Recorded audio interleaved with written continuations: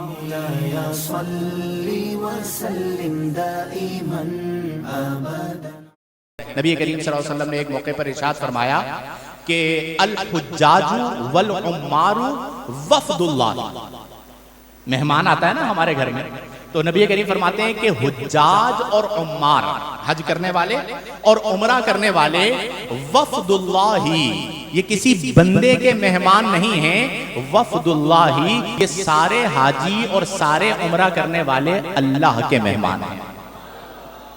ان دعوہ اجابہ، اگر یہ اللہ سے دعا کرتے ہیں تو نبی کریم فرماتے ہیں اجابہم، اللہ ان کی دعا کو قبول فرماتا ہے، وَإِسْتَغْفَرُوا غَفَرَ لَهُمْ، اور اگر یہ اللہ سے بخشش کو طلب کرتے ہیں تو اللہ تعالیٰ ان کی بخشش فرما دیتا ہے۔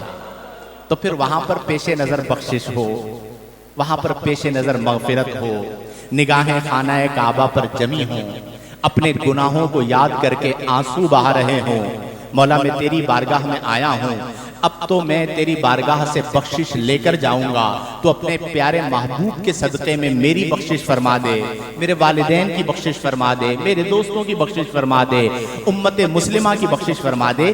یہ ہے بنیادی طور پر فلسفہ حج۔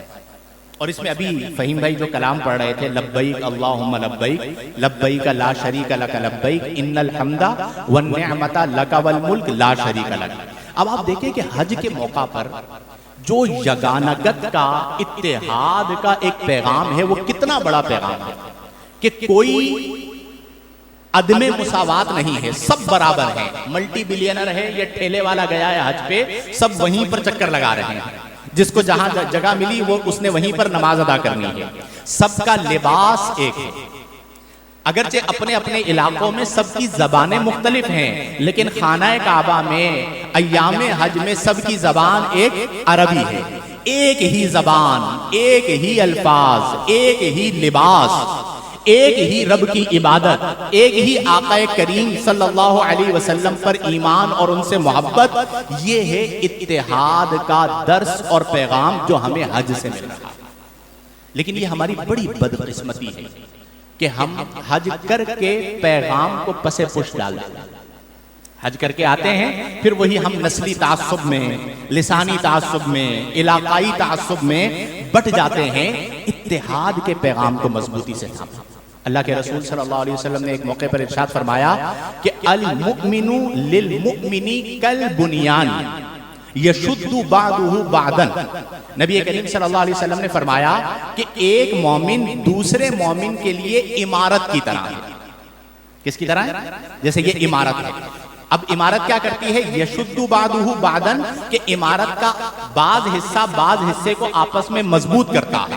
اب اللہ کے رسول نے فرمایا کہ تمام ایمان والے ایسے ہیں، اور راوی کہتے ہیں ثم شبک بین اصابعہ، اس کے بعد اللہ کے رسول صلی اللہ علیہ وسلم نے اپنے دونوں ہاتھوں کی انگلیوں کو ایک دوسرے میں داخل فرما دیا۔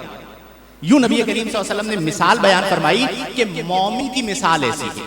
اب اللہ کے رسول صلی اللہ علیہ وسلم فرما رہے ہیں کہ مومن کی مثال ایسے ہے، لیکن ہم سب غور کریں، کیا ہم آپس میں ایک دوسرے کو مضبوط کرتے ہیں یا کمزور کرتے ہیں؟